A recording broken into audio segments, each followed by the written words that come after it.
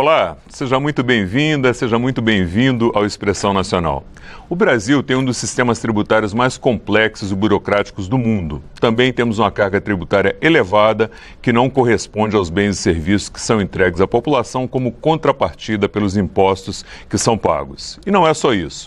Nosso sistema tributário também é regressivo, é injusto. Cobramos mais de quem ganha menos e cobramos menos de quem ganha mais porque a tributação sobre o consumo é muito elevada. É consenso que precisamos fazer uma reforma tributária o mais rápido possível para corrigir essas distorções. Existem duas propostas de emenda à Constituição que tratam dessa reforma e que orientaram um relatório preliminar do grupo de trabalho que cuida desse assunto aqui na Câmara, que aprovou as diretrizes, os principais pontos que vão servir de base para a elaboração do relatório final, que deve ser votado no próximo mês. E para debater esse assunto, eu, Fernando Gomes, recebo o deputado Luiz Carlos Rauli, do Podemos do Rio Grande do Sul, a deputada Adriana Ventura, do Novo de São Paulo, o deputado Capitão Alberto Neto, do PL do Amazonas, e nós convidamos um representante do PT que infelizmente não pôde comparecer por motivos de saúde. E você que nos acompanha pode nos enviar seu comentário ou sua pergunta para o número de WhatsApp que está aparecendo aqui na tela. Senhoras, senhores, muito obrigado por terem aceitado o nosso convite aí para debater esse importante assunto. Antes da gente começar o debate propriamente, eu pediria à nossa equipe técnica que colocasse uma arte com as principais diretrizes que constam do relatório do grupo de trabalho.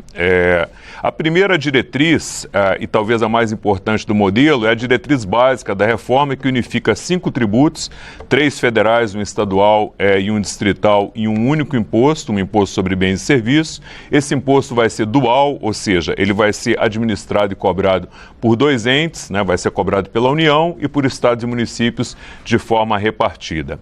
A segunda diretriz é a criação de um imposto seletivo, né?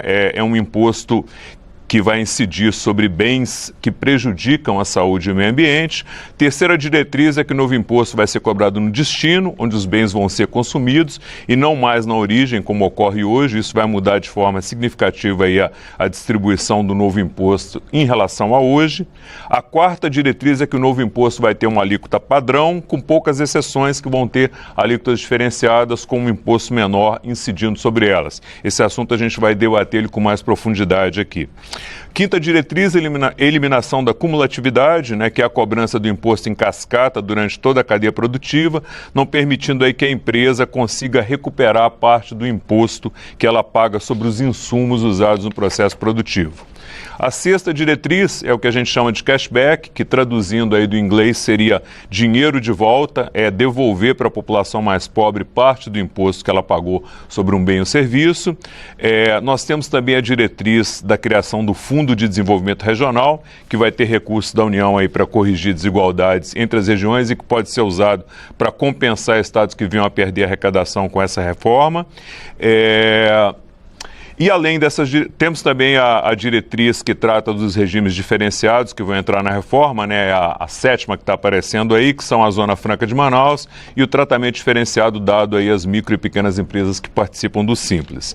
Além dessas 8 diretrizes que a gente citou na arte, o relator atualizou o relatório e ele incluiu mais uma diretriz que dá um prazo para o governo de 180 dias para, depois de promulgada a reforma, apresentar a segunda parte da reforma, que seria a parte que vai tratar da tributação da renda, né? Estabeleceu também que essa diretriz sobre a renda, o que houver de ganho, de aumento aí na cobrança de tributos, ele vai ser usado para diminuir a tributação sobre o consumo e também para diminuir a tributação sobre a folha de pagamentos. Bom, dito isso, eu queria começar com o deputado Luiz Carlos Rauli. Deputado, essa reforma, para ser aprovada, ela precisa conjugar aí os interesses de governo, estados, municípios, das unidades produtivas, do contribuinte. O que essa reforma tem de diferente que está deixando todos mais otimistas em relação aí aos 35 anos anteriores que a gente tentou implementar várias reformas e não conseguiu? Qual é, na sua avaliação, o diferencial dessa reforma para a gente acreditar que ela realmente pode ser aprovada? Olá, TV Câmara, olá a todos que estão aqui, deputada Adriana, deputado Capitão Alberto, e um prazer muito grande estar com vocês. Essa é a mãe de todas as reformas da economia brasileira. Ela está com um atraso de 70 anos. né? O Brasil, quando adotou este modelo em 1965 e implementado a partir de 67, adotou o caminho inverso da tributação sobre o consumo no mundo. Naquela época, na década de 50, 60, a Europa estava adotando o imposto de valor agregado único nacional destino. E nós adotamos o caminho, o caminho inverso. Adotamos um tributo de base de consumo triplo. Dividimos a base de bens e serviços em 3. E esse, para mim, foi o erro fatal que o Brasil cometeu na sua economia de mercado. Deu o serviço para o município, deu os bens para os estados, com o ICMS, e deu um adicional de bens do IPI para a União. E de lá para cá, o sistema veio complicando, foram sendo manipulados os tributos pelos municípios, pelos estados, porque o poder de pressão local é muito grande sobre as câmaras, sobre os prefeitos, assembleia e governadores. Bom, o fato é que o nosso imposto ficou o pior imposto do mundo. Hoje, em 190 países medidos, o Brasil tem o 184º pior sistema tributário do mundo, que matou as empresas, mata os empregos, mata o salário líquido, mata o lucro das empresas, e mata o poder de consumo das famílias e mata a economia brasileira. Então, nós estamos dando boas-vindas porque, mesmo com atraso, nós podemos dar um salto gigantesco com a unificação do ISS, do ICMS, do IPI e do PIS/COFINS. São 5 tributos da base do consumo de bens e serviços, da mesma natureza, que terão um imposto só, cobrado de uma vez só. Um IBS dual, mesmo que ele seja dual, um da União, outro dos estados e municípios, ele será cobrado no mesmo CNPJ e no mesmo instante, né?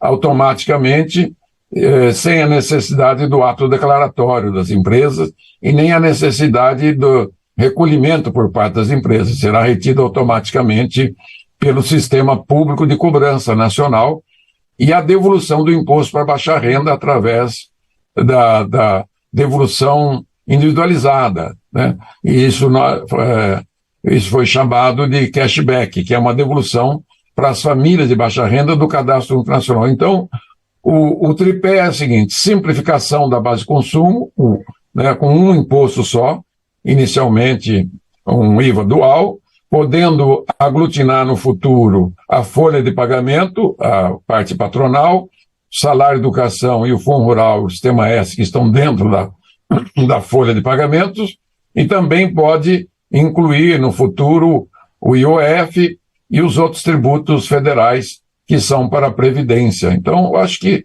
vai ser um grande ganho para todos, para todo o país, e especialmente para o consumidor, que vai se livrar de pagar a guerra fiscal dos estados, que hoje ele paga, além do imposto recolhido desses 5 tributos, ele paga mais 200 bilhões por ano de inadimplência, quer dizer, ele paga e a empresa não recolhe, ele paga mais 356 bilhões por ano de incentivos fiscais e paga mais ou menos 100 bilhões de burocracia. Então, o consumidor, além de recolher, pagar no preço do bem e serviço que ele consome, ele paga, né, 6,5% do PIB a mais. Isso vai limpar, vai eliminar, e teremos um sistema mais justo, mais fraterno, solidário, e o Brasil todo vai ganhar, né?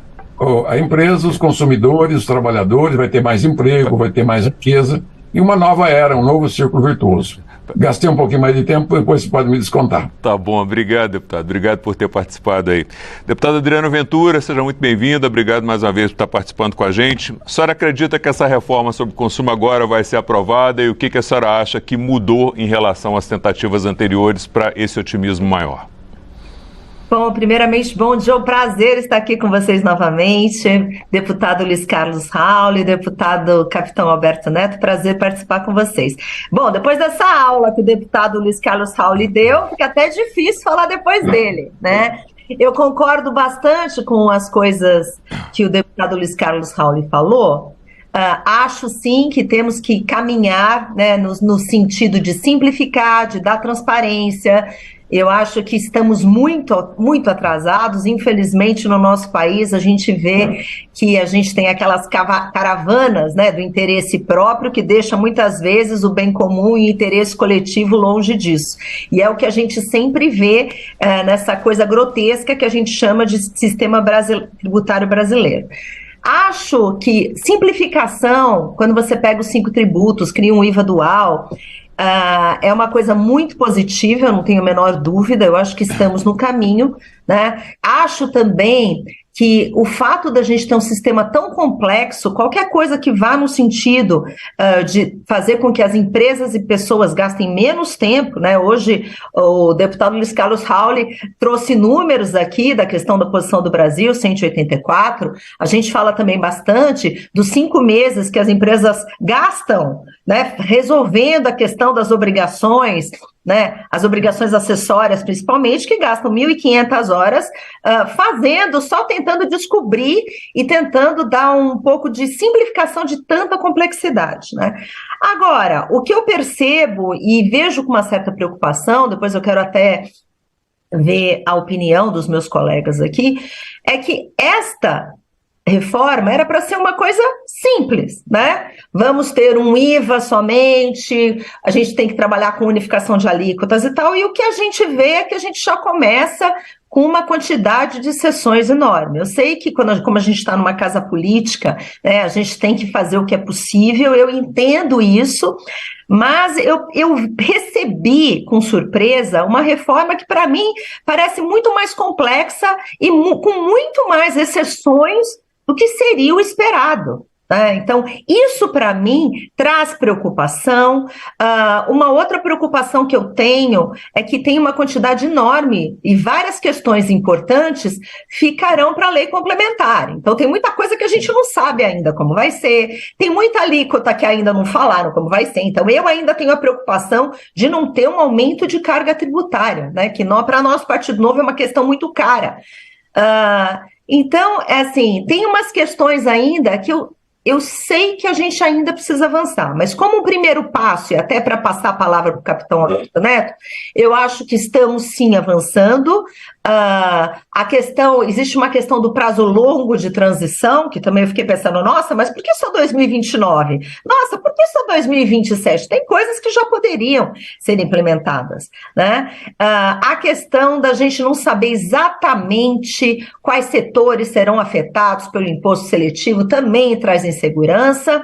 E a questão também, quando você percebe que o CBS e o IBS vão incorporar a base de cálculo do imposto seletivo, você fala, nossa, mas por que esse retrocesso? Mas como estamos com especialistas aqui, estou jogando só preocupações para o debate. Fernando, obrigada. Obrigado, deputada. Deputado Capitão Alberto, seja muito bem-vindo, obrigado por ter aceitado o nosso convite. Deputado, o senhor acredita que agora vai e por que o senhor acha que tem esse sentimento de que essa é a reforma que pode realmente ser aprovada? Por favor. O senhor está sem áudio, deputado? Opa, okay. Primeiramente é um prazer estar conversando contigo, Fernando, aqui na TV Câmara, conversando com o pai da reforma tributária, que é o deputado Rauli, que nós estamos aqui tendo esse privilégio de estar discutindo quem tem o DNA de todas essas discussões. Pelo menos eu acompanhei ali durante 20 anos de discussões aqui na Câmara dos Deputados, no Senado Federal, e o deputado Rauli tem todo esse DNA, né? Nós estamos aqui para aprender, trazer alguns questionamentos, assim como a deputada Adriana, que é uma deputada brilhante da Câmara dos Deputados, que eu tenho o prazer de estar ao lado dela lá, travando várias batalhas em prol do nosso Brasil. Falar sobre a reforma tributária.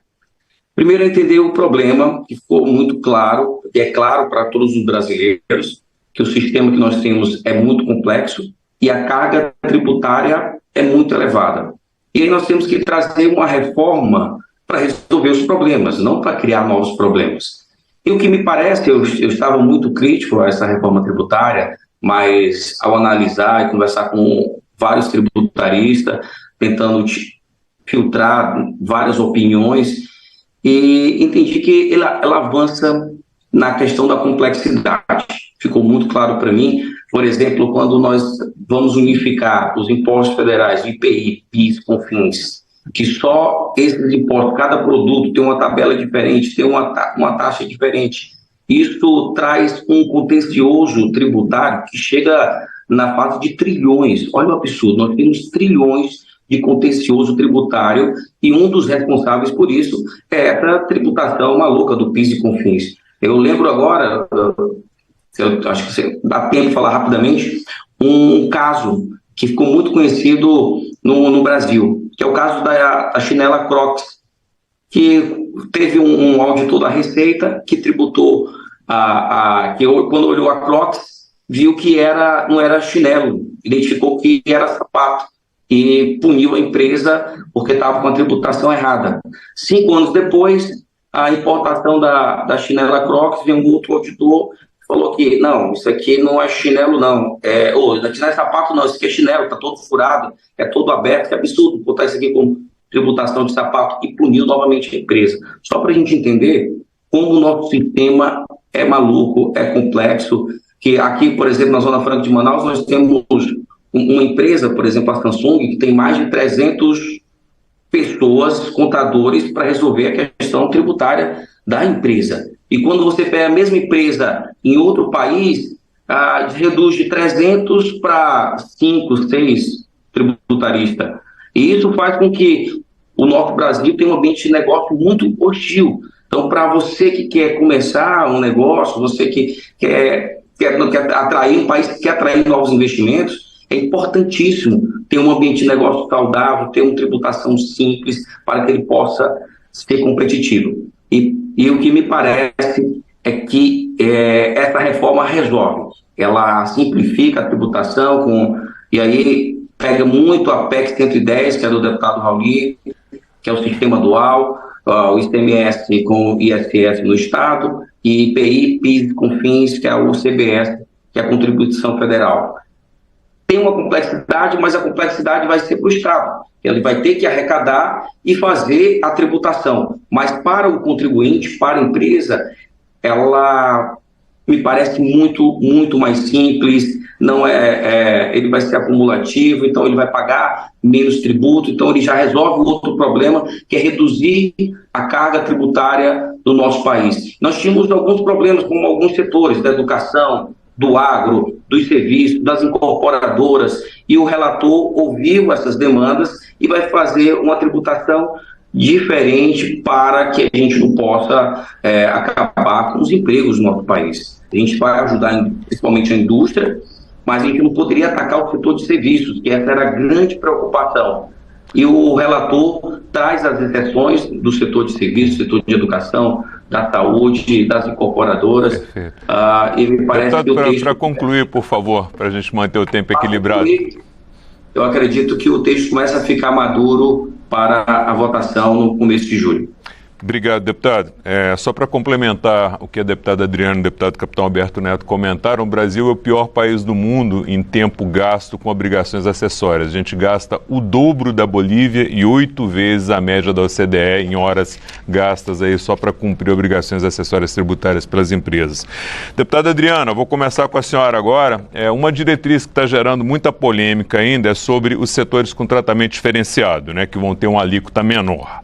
Foram aí, até agora estão constando os setores de transporte, saúde, educação, produtos agropecuários, cesta básica, atividades artísticas e culturais, medicamentos, ProUni e produtor rural pessoa física. A senhora avalia que essa quantidade de exceções está adequada, ela poderia ser ampliada ou deveria ser bastante enxugada? Qual a avaliação da senhora?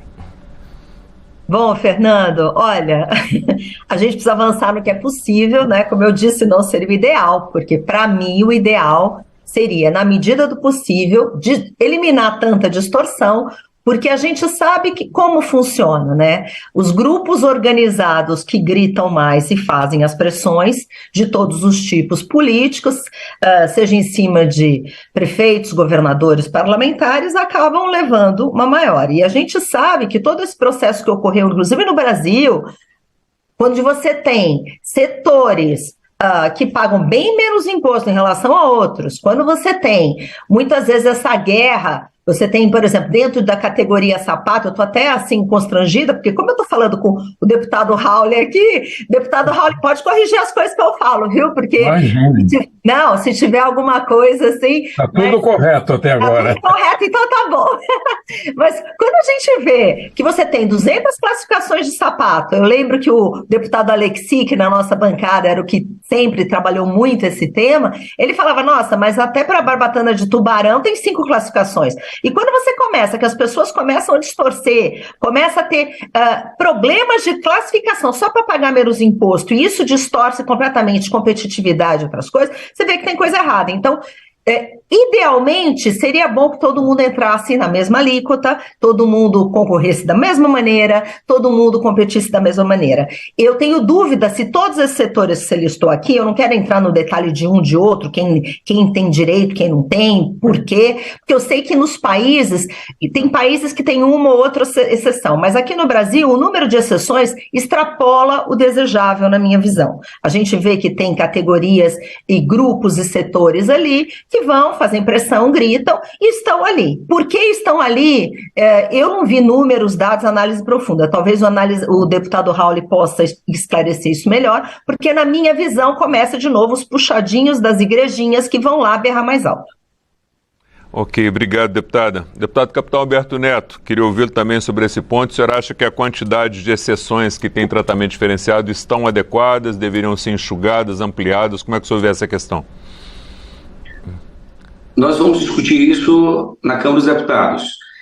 Era o texto preliminar para a PEC entrar em pauta. Se a gente não coloca esses setores do agro, da educação, da saúde, a PEC ia ficar mais 20 anos aí em discussões. Então, o relator foi muito sábio em colocar essas exceções para que o texto possa avançar as discussões na Câmara, no Congresso Nacional. Então, eu acredito que essa é muito razoável o que foi dito. O agro, por exemplo, foi responsável por segurar o nosso país durante a pandemia, e nós precisamos tornar o agro cada vez mais competitivo. E taxar mais o agro seria ir na contramão do mundo, né? Então, eu vejo que o relator foi muito sábio em relação à educação. Imagina, o setor privado da educação, o nível superior, responde a 75% do ensino. Então, se ele tiver uma tarifa maior, tiver que pagar mais impostos, esse imposto ia para os alunos. Então, talvez a gente ia perder mais alunos no ensino superior. Ok. Concluiu, deputado? Opa, desculpa que acabou, a internet interferiu aqui. Perfeito. Mas é isso. Então, é muito razoável, o relator foi muito sábio. Agora, lógico que no Congresso Nacional possa ter que isso tem algum tipo de variação, algum setor que a gente não visualizou ainda que precisa ser contemplado, é muito natural e compreensível. Ok, obrigado, deputado. Deputado Luiz Carlos Raul, vou me permitir fazer uma brincadeira aqui. A gente ouviu os alunos primeiro, agora vamos para o mestre, para o senhor falar também sobre essa questão para a gente. O senhor acha que o número de setores excepcionalizados foi adequado, que poderia dar uma enxugada aí, ou isso era reforma possível? Como é que o senhor vê essa questão? O ideal é uma alíquota única, né, para todos os bens e serviços. O Brasil deve ter mais ou menos 70 mil itens, subitens de bens. Eu estou chutando aqui uns 30 mil itens de serviços. Ou seja, uma só base, um só imposto. Isso é aplicado no mundo inteiro, né?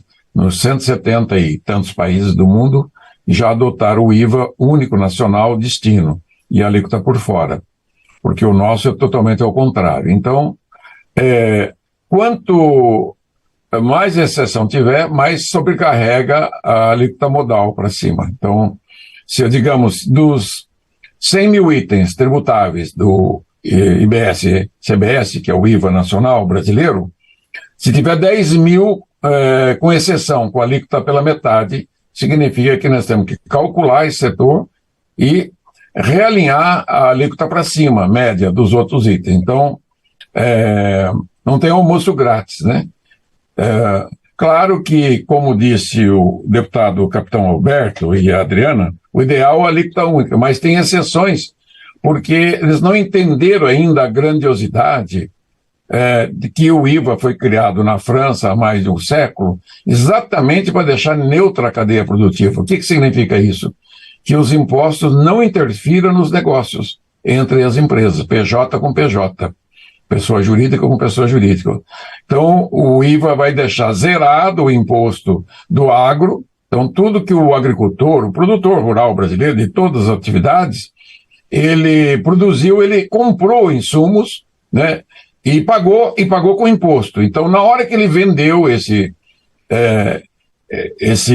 essa produção dele, seja qual for, ele recebe de volta 100% dos créditos, porque os créditos eram financeiros.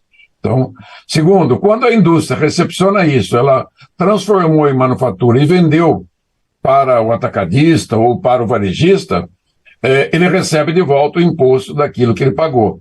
E quando o varejista e o prestador de serviço vendeu para o consumidor final, ele recebe de volta, ou seja, o imposto é aquilo que o consumidor pagou. Então, por isso que se chama imposto de valor agregado. Ah, mas por que você não aplica na ponta só? Porque não tem, porque o Brasil, ao contrário dos Estados Unidos, optou por ter 75% da sua carga sobre o consumo de bens e serviços e folha. E os Estados Unidos, por exemplo, só 40%.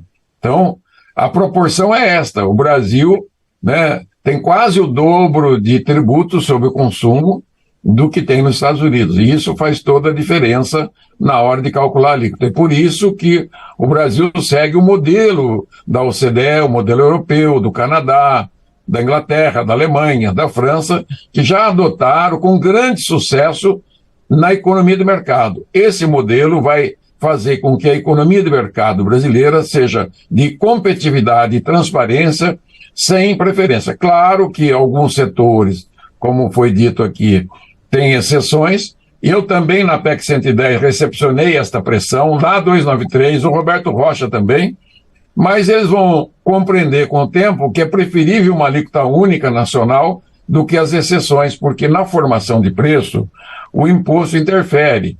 E o consumidor é um só. Quem consome bem e serviço é a população brasileira.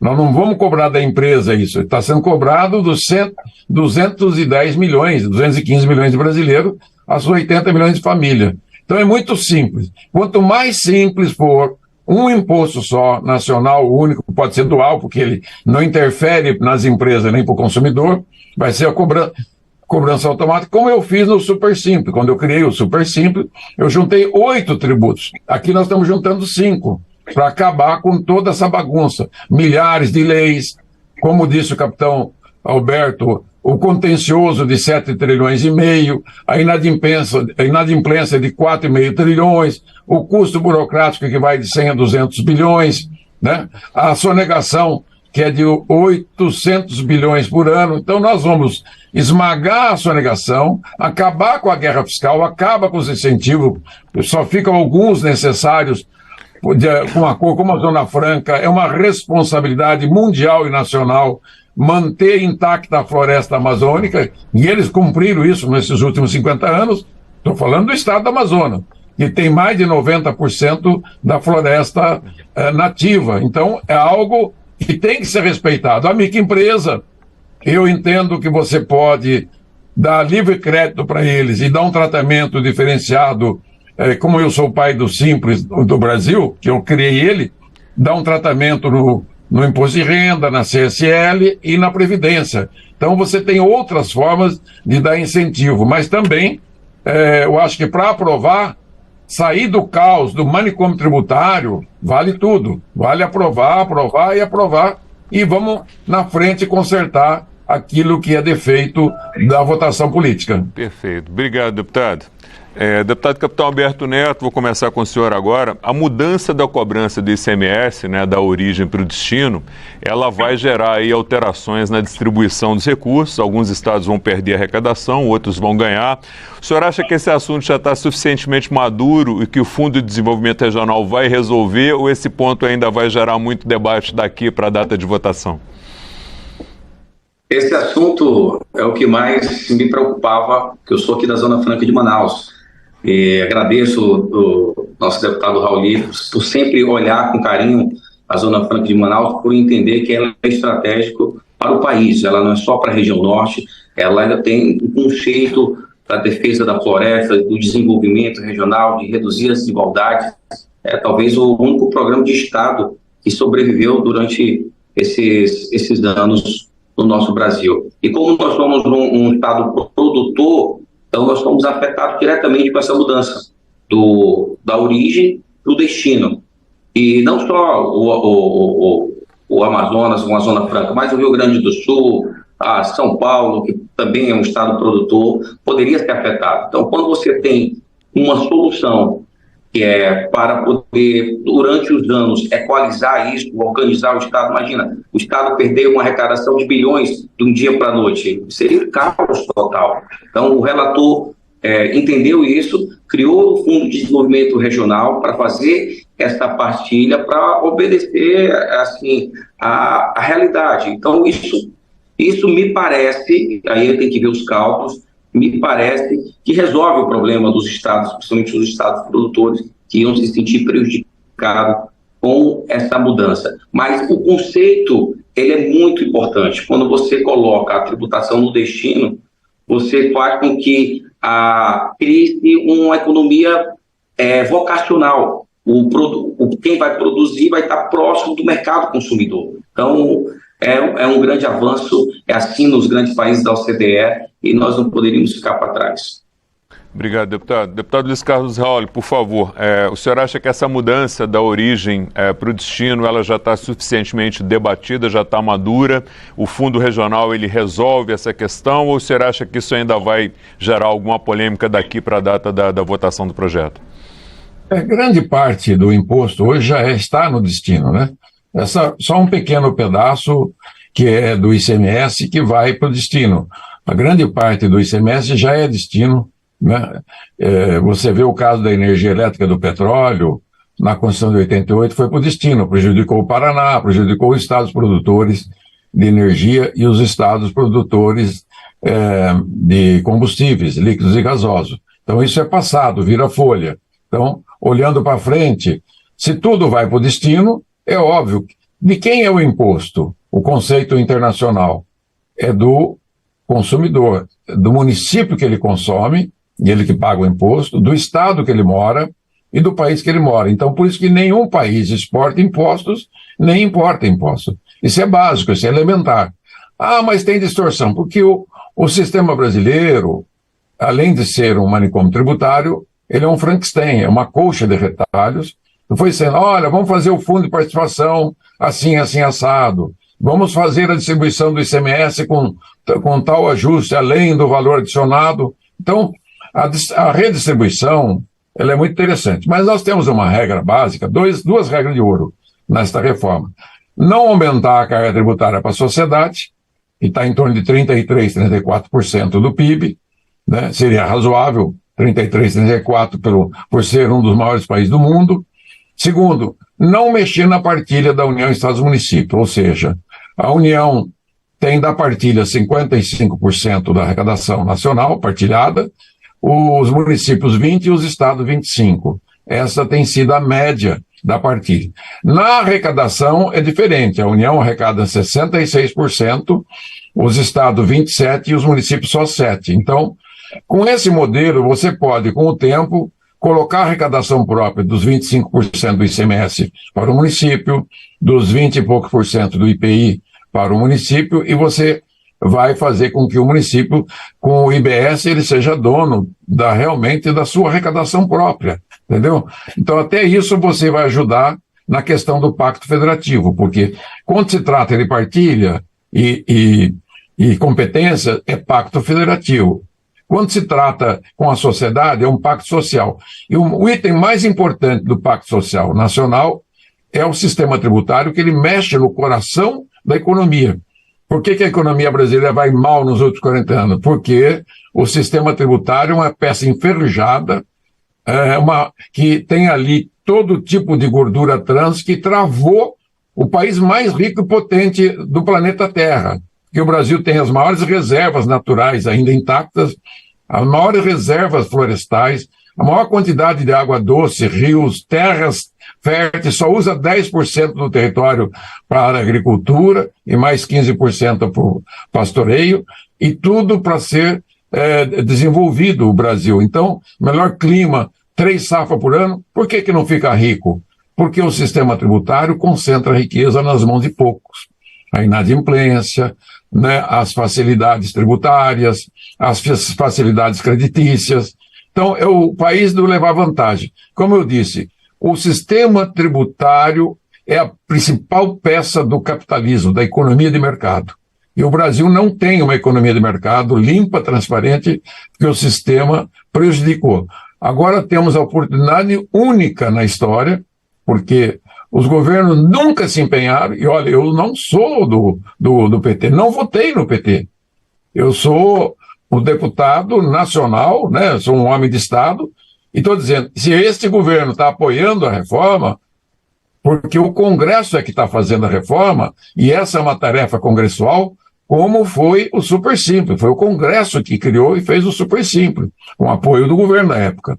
Então, nós podemos dizer que nós temos a chance única de os líderes do Congresso, a maioria do Congresso, já tem pesquisa, estão favoráveis, nós vamos acertar. E qualquer defeito que tiver qualquer estado, qualquer município, nós vamos corrigir com fundo, com verba.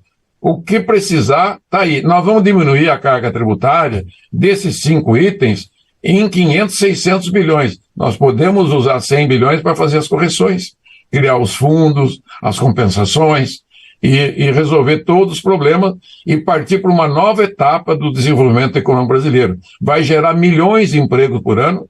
Eu acredito que dobra a geração de emprego só com a criação do IBS e do CBS, vai aumentar o lucro das empresas, vai aumentar o poder aquisitivo das famílias e vai fazer o Brasil crescer 3, 4% a mais do que cresceu nos últimos anos, que foi 2%. Vamos crescer a 6% ao ano. Obrigado, deputado. Antes de passar para a deputada Adriana Ventura, o Expressão Nacional agora tem uma novidade, a gente tem aí o QR Code com informações sobre a reforma tributária, aí a gente tem os principais pontos da reforma tributária e tem também um outro QR Code que depois vai ser colocado com mais informações sobre as mudanças que estão ocorrendo. Então, se você quer saber mais, só colocar a tela do seu celular aí, acessar o QR Code, que você vai ter várias informações sobre a proposta de reforma tributária que a gente está debatendo aqui. Cadê o QR Code? Tô querendo... Isso. Obrigado, deputado.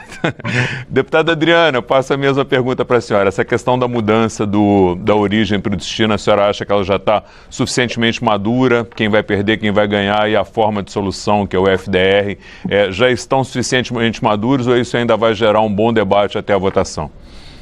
Olha, eu acho que amadureceu, mas eu acho que tem debate ainda para ser feito, né? A gente percebe, e não é o caso dos queridos deputados que estão aqui, até porque, assim, eu concordo bastante com as falas, né? Quando eles falam que é um caminho a ser percorrido, né? O ideal, o perfeito não existe. Agora, as compensações entre os entes está sendo tratada, né? Esse prazo de 50 anos, sinceramente, me incomoda, né? A gente quer ver a coisa resolvendo e fala, gente, daqui a 50 anos eu não vou estar viva, não. Aliás, eu acho que nenhum de nós três, talvez. Esse princípio, assim, dessa... São eles que pediram, foram os municípios do estado que pediram. Não é uma opção nossa, é deles. Não, pois é, mas a questão é que essa transição de 50 anos, eu falo, nossa senhora, né? E a gente percebe que essa questão não está pacificada, porque 50 anos, o que acontece? A gente, até pensando que a gente está numa casa política, isso tende com as pressões a mudar, a alterarem, a voltar para trás. Então, isso é uma preocupação sincera que eu tenho, né? Acho que vai ter debate ainda, acho que avançamos, mas, assim, no final do prazo, esses efeitos inflacionários vão absorver as diferenças, além do crescimento. Então, vamos que vamos. Vamos aprovar essa reforma. Obrigado, deputado. Deputado Luiz Carlos Raul, vou começar pelo senhor agora, né? No Brasil a gente sabe que a gente tributa muito mais consumo que patrimônio e renda, isso penaliza muito mais a população mais pobre. Essa solução que foi pensada do cashback, de devolver uma parte dos recursos para a população mais pobre, o senhor acha que é o melhor modelo ou poderia ter alguma alternativa mais eficiente? Qual a sua avaliação desse ponto? Essa cai naquele campo, se você quer fazer progressividade, diminuir a regressividade, a melhor fórmula é a devolução do imposto, né? É cobrado. E nós não tínhamos tecnologia para fazer essa cobrança automática, né? E tirar essa responsabilidade das empresas. Hoje tem o modelo Abuab, né? Ele demonstrou isso, que é um engenheiro do ITA lá de Santa Catarina, falou, olha, você tem um sistema robusto de nota fiscal eletrônica, um dos mais robustos e tecnológicos do mundo, e você tem um sistema robusto bancário financeiro, um dos mais modernos do mundo. Só que a nota fiscal não conversa com o pagamento recebido das empresas. Então, e a tecnologia pode fazer isso. Então, ela pode fazer esse papel que é feito hoje pelas empresas, pelos escritórios de contabilidade que usam funcionários para poder sair correndo atrás de papel, acaba com o papel zero, burocracia zero. No final do mês, a empresa recebe eletronicamente o que ele comprou e vendeu, que foi transitado pela empresa dele, ele não precisa mais ter nenhuma preocupação. Zero de burocracia, zero de gasto aí. A tecnologia supre isso. Esse mesmo modelo da nota fiscal, todo comprador brasileiro, todas as pessoas do Brasil, vão ser obrigadas a usar o CPF. Assim como eles usam o CPF para o cadastro único. Então, todas as compras, CNPJ, CPF, vai ser tudo cruzado em tempo real, em online. Nesse sentido, você vai saber, a Receita Federal já tem, né, todas as informações dos bancos, até R$2.000 para cima, todos os depósitos e saques são controlados. Você pode acabar com a nota de 200, que é uma aberração, uma abominação, acaba com a nota de R$100 e começa a controlar, os fiscais vão controlar só as operações em dinheiro. Com isso que você vai ter um CPF de milhões de pessoas comprando, você vai saber quanto que ela comprou por nota fiscal, por CPF, e no final do mês você vai ver quais as famílias mais pobres, que está lá no cadastro único, né, o que ela consumiu, devolve uma parte do imposto, ou quinzenalmente, tanto faz. Aí é uma decisão política nossa, da conveniência da tecnologia, qual é a melhor forma. Eu fui ao Uruguai o ano passado e com o cartão de crédito brasileiro, é um cartão internacional para eles. Vai no restaurante, o IVA deles é 22%, devolve no ato para mim, como eu sou turista. Fui na loja, mesma coisa. Eles já têm esse sistema lá para atração de turista, para devolução de 100% do imposto. Aqui nós vamos devolver uma parte eletronicamente. Então, esse mesmo modelo vai servir também como subproduto, né, além do cashback, de fazer a devolução em tempo real. Você pode também, no futuro, falar, olha, eu quero que esse imposto das escolas, saúde, seja cobrado todo mundo igual. E eu vou devolver para as famílias que realmente precisam. Foi lá, cruzando o imposto de renda com as compras dele. É uma hipótese, né, no futuro.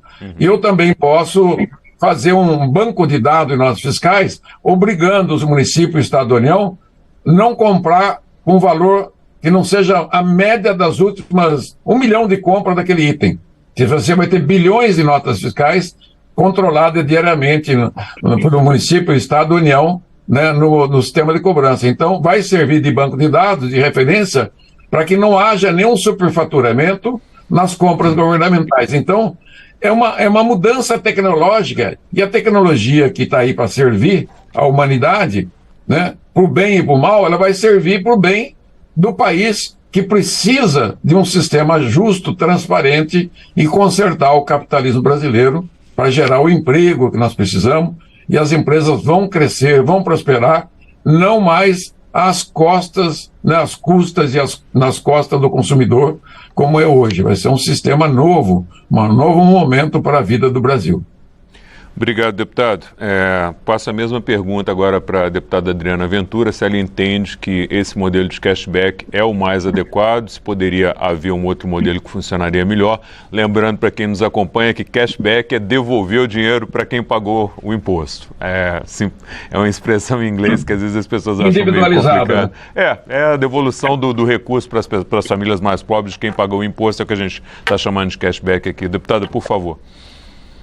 Então, conceitualmente eu acho ótimo, até porque é um mecanismo muito bom para proporcionar justiça tributária, né? Existe uma questão aqui, na minha visão, é a melhor maneira de resolver a questão de regressividade dos impostos sobre o consumo. A gente sabe que tem vários organismos internacionais que recomendam esse modelo, Agora a gente tem que ficar atento aos cadastros dos programas sociais, a essa confiabilidade, né? Até porque é uma coisa que a gente precisa trabalhar e ficar muito atento para não gerar mais uma fonte de distorção e corrupção. Obrigado, deputada. Deputado Capitão Alberto Neto, como é que o senhor avalia essa questão? O cashback é o melhor modelo realmente? A gente poderia trabalhar com outro? Como é que o senhor avalia? Nós já temos uma experiência de cashback no Brasil. O Rio Grande do Sul tem utilizado esse modelo de cashback e tem tido um belo resultado. Agora nós vamos levar isso para todos os brasileiros. A ideia é fantástica, e o deputado Raul mostrou que é possível fazer isso de maneira eletrônica. Isso vai estimular mais ainda a contribuição, vai estimular o fim da sonegação, vai estar todo mundo lá colocando o seu CPF nas notas e tendo esse retorno para a população mais pobre. Então, quem está no cadastro único, que já recebe o Bolsa Família, vai receber também agora o retorno dos impostos. Acredito que é mais feijão, é mais carne na mesa de quem mais precisa. Obrigado, deputado. Além de combater a sonegação, né, Fernando? Além de combater a sonegação. Fecha toda a possibilidade de sonegação no Brasil e todas as pessoas estarão estimuladas a tirar a nota fiscal e a empresa também. Você pode dar sorteio de prêmio diário para todos os contribuintes, não só para baixa renda, para todos os milhões de consumidores e também para as empresas adimplentes, né? Para as empresas você pode fazer um sistema de premiação diária, pode sortar até 10 milhões por dia de prêmios que você vai estar fazendo um grande trabalho de fiscalização pela própria população brasileira. Isso se chama conscientização social, cívica, tributária. Perfeito, deputado. A produção está me informando aqui que, infelizmente, a gente já está caminhando para o final. Tinha pelo menos mais umas 10 questões para abordar aqui, mas vai ficar para o próximo programa. Então, eu vou deixar aí 2 a 3 minutos para cada um fazer as suas considerações finais e, de preferência, dizendo ao final se acredita que a reforma agora vai realmente ser aprovada em julho aqui na Câmara. Eu vou começar pela deputada Adriana Ventura, por favor. Olha, bom, primeiramente eu quero só agradecer aqui a participação de todos. Muito bom estar aqui com o deputado Luiz Carlos Raul, com o deputado Alberto Neto, com você, Fernando, trazendo esse debate que é tão importante para todo brasileiro. Eu acho que é uma reforma muito necessária. A gente vê tudo que o Brasil está passando, a gente só sai dessa crise com geração de riqueza, emprego, e a gente só vai conseguir isso através de uma reforma tributária, por meio de uma reforma tributária. A gente, infelizmente, vive uma situação onde as indústrias e as empresas não pensam em crescer, não pensam em gerar eficiência. Elas pensam, na verdade, elas trabalham para ver como é que elas pagam menos imposto e como é que elas se livram desse emaranhado, dessa confusão, desse manicômio. Então, a gente está indo na direção certa. Como eu disse, essa reforma precisa ser aprovada, eu espero que seja aprovada. A gente, é claro, o que puder aparar, o que puder melhorar, cada um dentro da sua visão vai trabalhar para isso, mas é um passo necessário, o nosso país merece para gerar emprego, renda e para a gente trabalhar para as próximas gerações. Obrigado, deputada. Obrigado mais uma vez por ter participado. Deputado Capitão Alberto Neto, suas considerações finais. Muito obrigado por ter participado aqui com a gente.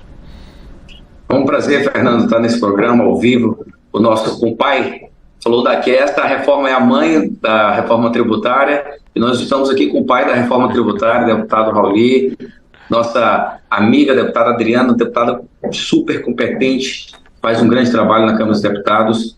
Dizer que nós avançamos. Nós vamos trazer para o dia 4 de julho um texto que reduz a complexidade. Há uma expectativa de redução da carga tributária, sim. Tem as exceções da educação, da saúde, do agronegócio. Isso mostra que o ambiente está muito favorável para que a gente possa avançar nas discussões e melhorar o ambiente de negócio do nosso Brasil. O Brasil hoje se encontra numa posição muito privilegiada geopolítica, devido à guerra da Rússia com a Ucrânia, à instabilidade na Europa, a China querendo invadir Taiwan, e o Brasil é estratégico. Nós temos uma população de 215 milhões, até eu estava conversando com o pessoal da Shein, está vindo produzir aqui no Brasil para vender para os Estados Unidos, para toda a América. E quando quando a gente melhorar esse ambiente tributário, acabar com esse manicômio tributário, nós vamos trazer mais investidores, e mais investidores são mais empregos, e isso muda a vida dos brasileiros. Obrigado, deputado. Obrigado mais uma vez por ter participado. Deputado Luiz Carlos Rauli, obrigado por ter participado. Foi um prazer estar com o senhor aqui. Suas considerações finais. E como os colegas foram mais econômicos no tempo, só pode usar um pouquinho mais. Olha, Fernando, muito obrigado. Primeiro programa da minha volta, né? Fiquei 4 anos e 4 meses fora da Câmara. Volto com entusiasmo juvenil, como se eu estivesse assumindo a Câmara Municipal de Cambé há 51 anos atrás. Esse entusiasmo juvenil, esse entusiasmo pelo IVA que eu aprendi num convênio que eu fiz com a Secretaria de Fazenda de Berlim, em 1987, eu tinha metade da idade de hoje, tinha 36 anos, quando eu conheci o modelo do IVA europeu através do sistema tributário alemão, que é um dos mais forte, competente e moderno do mundo. E a partir dessa data, há 36 anos atrás, eu vim perseguindo, lutando pela criação do IVA no Brasil. Ou seja, um IVA que passou o tempo, veio a tecnologia que não havia, né? Foi evoluindo o sistema de informática e chegamos ao ponto de hoje. Com atraso, o Brasil sempre com um atraso, foi um capitalismo tardio, um desenvolvimento industrial tardio, e agora está na época da evolução. A agricultura brasileira está super desenvolvida, capacitada tecnicamente, ambientalmente, é a mais agroambiental do mundo, e os outros negócios estão padecendo por conta do sistema tributário. A agricultura menos, porque eu tive a honra de ser autor da lei de exportação de commodities do Brasil, que ajudou o Brasil a ser o maior exportador de commodities do mundo. E isso fez com que toda a economia agro do Brasil crescesse. Com a mesma experiência de quem fez o Super Simples, que beneficia 90% das empresas com a simplificação, e do MEI, que são hoje 7 milhões de microempresas e 14 milhões de MEIs, eu tenho esse mesmo entusiasmo com o IVA. Um IVA 5.0, moderno, transparente, cobrança única nacional, uma lei só nacional para regulamentar tudo, e dizer o seguinte: vai aprovar porque precisa aprovar. A Câmara dos Deputados e o Senado estão mais entusiasmadas do que alguns setores que têm medo. Eu só digo o seguinte: não tenham medo, não tenham medo. Nós estamos construindo o melhor para o Brasil. Você vê que nós estamos aqui. A Adriana é do Novo, o capitão Alberto é do Amazonas, eu sou do Paraná, né? Sou aqui de Londrina, em Cambé. E nós, de partidos diferentes, estamos entusiasmados com a mudança como o maior projeto do século XXI, que está atrasado. Eles eram um projeto do século XX. E nós vamos fazer, Adriana. Se Deus quiser, vamos aprovar isso no primeiro semestre. Apesar de algumas pessoas terem medo, só explico uma coisa: só tem um setor econômico, o povo brasileiro. Ele não pertence a nenhuma atividade econômica. Ele pertence à nacionalidade, à nação brasileira. Os consumidores são nossos. E quem representa os consumidores? Somos nós, os congressistas. Nós, os deputados, senadores e senadoras. Tenham certeza absoluta e convicção que nós vamos fazer o melhor para vocês. E vamos aprovar. Com fé em Deus, com foco, força e fé em Deus, o Brasil vai ter a sua vez na modernidade e vai crescer. Daqui 30 anos, nós estaremos no primeiro mundo. Esse é o meu sonho ainda em vida, talvez não viva tanto, mas eu creio que Deus há de abençoar o Brasil nessa reforma e outras que poderão vir, como a reforma política e tantas outras. Um grande abraço a todos vocês, aos telespectadores da TV Câmara, deputados, senadores, né, senadoras, deputados, e uma honra muito grande estar de volta com vocês. Obrigado, deputado. Obrigado por ter participado e um prazer receber o senhor aqui no seu retorno no Expressão Nacional. Senhoras e senhores, muito obrigado por terem participado. Eu sou Fernando Gomes, essa foi mais uma edição do Expressão Nacional. A você que nos acompanha, muito obrigado pela sua audiência, um forte abraço e até o próximo programa.